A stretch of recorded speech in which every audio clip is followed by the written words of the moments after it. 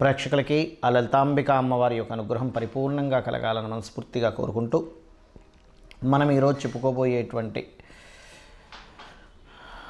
గ్రహ సంబంధించినటువంటి విషయాలు ఏమిటి అని చెప్పి చూసుకున్నట్లయితే మనకి ఫిబ్రవరి 6వ తేదీ నుంచి జూన్ 2వ తేదీ వరకు కుజుని యొక్క సంచారం. ప్రత్యేకంగా కుజుడు ఫిబ్రవరి 6 నుంచి దాదాపుగా 40 రోజులు అంటే మార్చి 16వ తేదీ వరకు ఉచ్చస్థితిలో ఉంటాడు. అయితే ఇక్కడ ఏమిటంటే రవితో కలిసి ఉంటున్నాడు ఇక్కడ.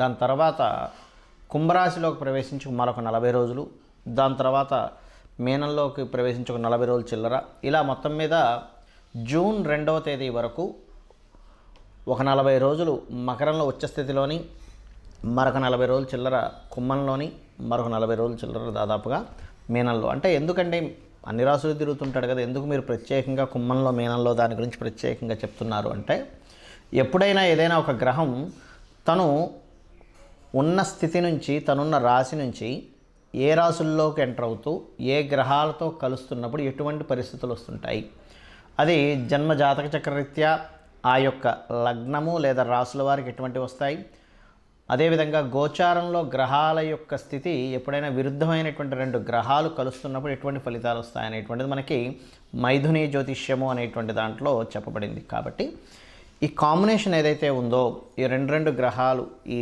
విరుద్ధమైనటువంటి ఎనర్జీస్ ఎప్పుడైతే కలుస్తాయో ఇవి భౌగోళికంగా ఎటువంటి పరిస్థితులను తెచ్చిపెడతాయనేటువంటిది కూడా ఆఖరిలో చెప్తాను.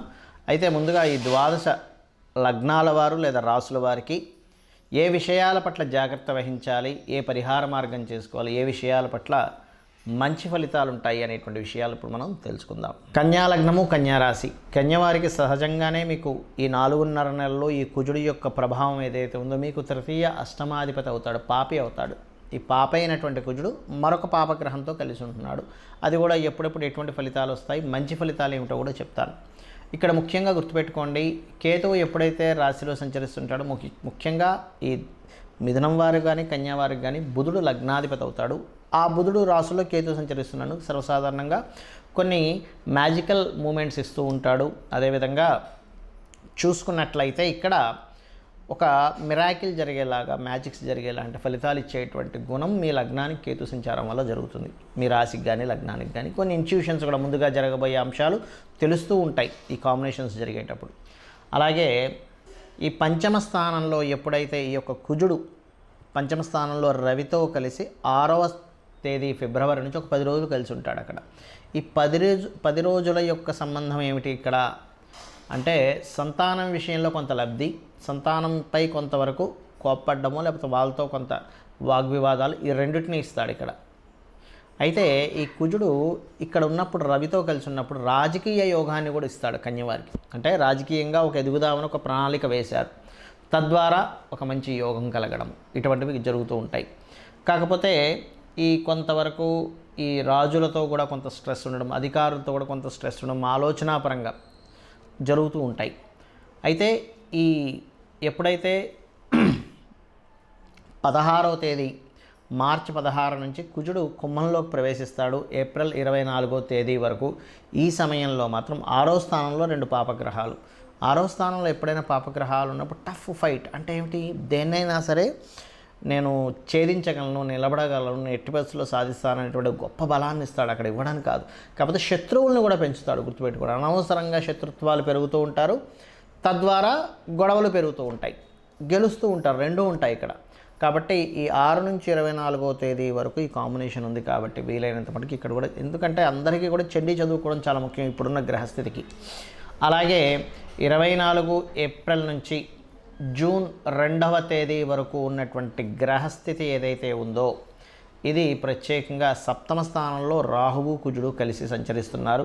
ఈ రాహు కుజుడు కలిసి ఎప్పుడైతే 7వ స్థానంలో సంచరిస్తుంటాడో ఇది వివాహము మరియు విదేశాల్లో ఉండేటువంటి వారితో కలిసి ఏదైనా సరే మీరు వ్యాపారాలు పార్ట్నర్షిప్స్లో చేసేటువంటి అంశాల మీద దీని ప్రభావం ఉంటుంది. అంటే ప్రభావం ఉంటుందంటే ఏం జరుగుతుందండి, కొంచెం మీరు ఎవరైనా బయట దేశాల్లో ఉండేటువంటి వారు మీకు ఇన్వెస్ట్మెంట్ చేస్తే, మీరు ఏదైనా ఒక బిజినెస్ చేస్తున్నారు, వారి పట్ల మీకు కలిగేటువంటి అనుభవాలు కొంచెం స్ట్రెస్ఫుల్గా ఉండడం లాంటివి జరుగుతూ ఉంటాయి.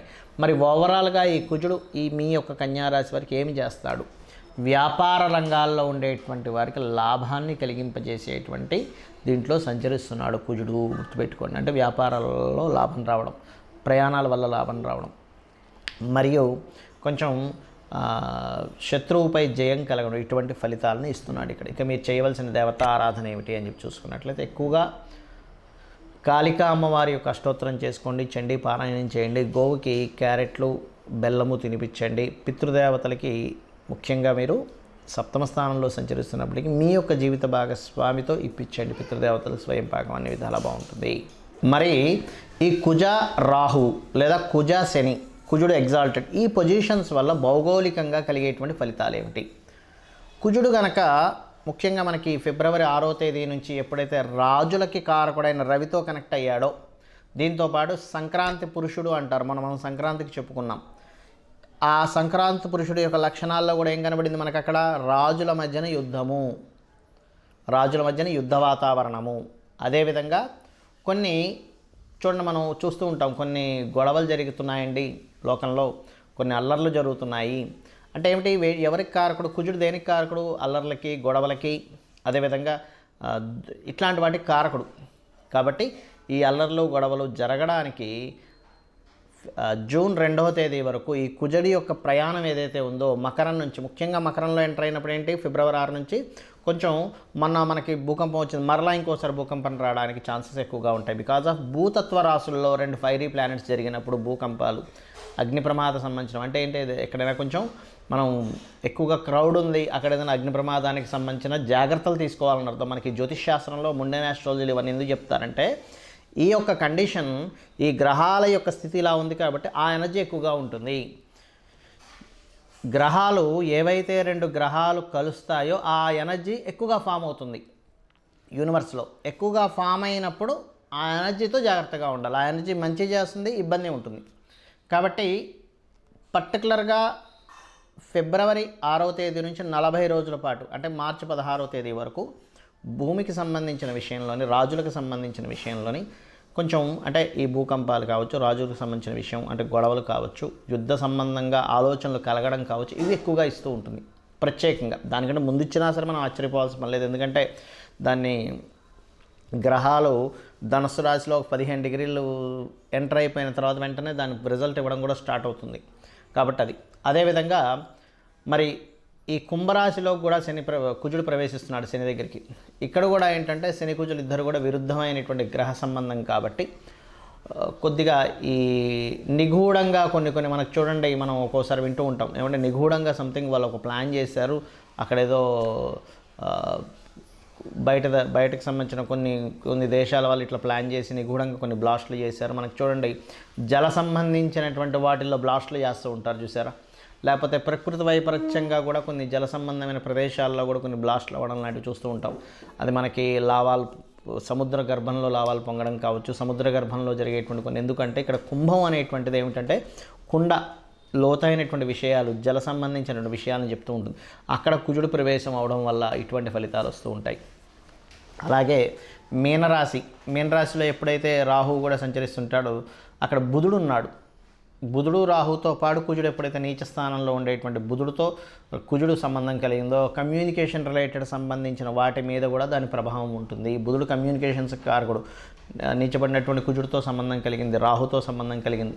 అప్పుడు ఏమవుతుంది, కమ్యూనికేషన్ రంగాల మీద వాటి మీద దాని ప్రభావం చూపిస్తుంది. ముఖ్యంగా 40 రోజులు చెప్పుకుంటున్నాం కదా, ఆఖరి 40 రోజులు ఈ యొక్క ప్రభావం అనేటువంటిది పడుతుంది. ఆ యొక్క ప్రభావం 2 జూన్ వరకు ఉంటుంది. కాబట్టి ఏమిటి, మీరందరూ కూడా ఈ కమ్యూనికేషన్ రిలేటెడ్ సంబంధించిన విషయాల్లోని, ఎక్కడికైనా క్రౌడ్ ఎక్కువగా వెళ్ళేటువంటి ప్రదేశాల్లోని, అదేవిధంగా కొన్నిసార్లు చూడండి మనకి చిన్న విషయాల వల్ల మనకి ఆరోగ్య సంబంధించిన విషయంలో మనకి మొన్న కరోనా లాంటిది ఎట్లాంటిదో అలాంటిది ఏదైనా చిన్న వైరస్ల వల్ల ఇబ్బంది రావడం, ఇట్లాంటి వాటికి ప్రభావం చూపిస్తూ ఉంటుంది ఈ కుజరాహుల యొక్క ప్రభావం. కానీ కుజశనులు ముఖ్యంగా ఏంటంటే అల్లర్లు అవ్వడానికి, గొడవలు అవ్వడానికి, రాజకీయ నాయకుల మధ్యన గొడవలకి, రాజకీయ పరంగా జరిగేటువంటి ఎలక్షన్స్లో అనేకమైనటువంటి డ్రాస్టిక్ చేంజెస్కి, కొన్ని యుద్ధ సంబంధించిన విషయాలకి, ఇట్లాంటి వాటికి దీని ప్రభావం చూపిస్తుంది. కాబట్టి అందరూ కూడా, ఎందుకంటే బయట వాతావరణం ఎలా ఉన్నా కూడా మనం సేఫ్గా ఉండాలి. కాబట్టి మీరందరికీ నేను చెప్పేది ఒకటే, చండీ పారాయణం రోజు చేయండి, చండీ రోజు వినండి. చక్కగా చండీకి సంబంధించినటువంటి మనకి ఇంట్లో ప్లే చేయండి. అలా ప్లే చేస్తూ మీ పనులు మీరు చేసుకోండి. ఆటోమేటిక్గా ఆ ఇంట్లో ఆ తరంగాలు ఎప్పుడైతే మన చుట్టూ తిరుగుతూ ఉంటాయో ఇంట్లో ఒక్కరికి కూడా ఎటువంటి హాని కలగకుండా ఉంటుంది ఒకటి. రెండవది, అమావాస్యలు వచ్చినప్పుడు పెద్దలకి తప్పకుండా మీరు బియ్యము, కూరగాయలు, స్వయం పాకము అంటారు, దాన్ని ఇవ్వండి. వీలైనంత మటుకు గోశాలకు వెళ్ళి గోవులకి క్యారెట్లు, బెల్లం లాంటివి తినిపించండి. ఇవి కనుక చేస్తే ఏమవుతుందంటే బయట జరిగేటువంటి ఏవైతే ఈ గ్రహస్థితి వల్ల జరిగేటువంటి ప్రభావం ఏదైతే ఉందో అది తగ్గుతుంది. ఎందుకంటే ప్రతి మనిషి చేసేటువంటి ధార్మికమైనటువంటి పని వల్ల. రెండవది, మీకు మీ జన్మజాతకంలో ఉన్నటువంటి దోషం ఏదైతే ఉందో అవి యోగంగా మారుతుంది. కాబట్టి ఇవి చేసి మీరు దేశానికి మరియు మీకు కూడా శుభాన్ని కలిగింపజేసుకుంటారని మనస్ఫూర్తిగా కోరుకుంటూ శ్రీమాత్రే నమః.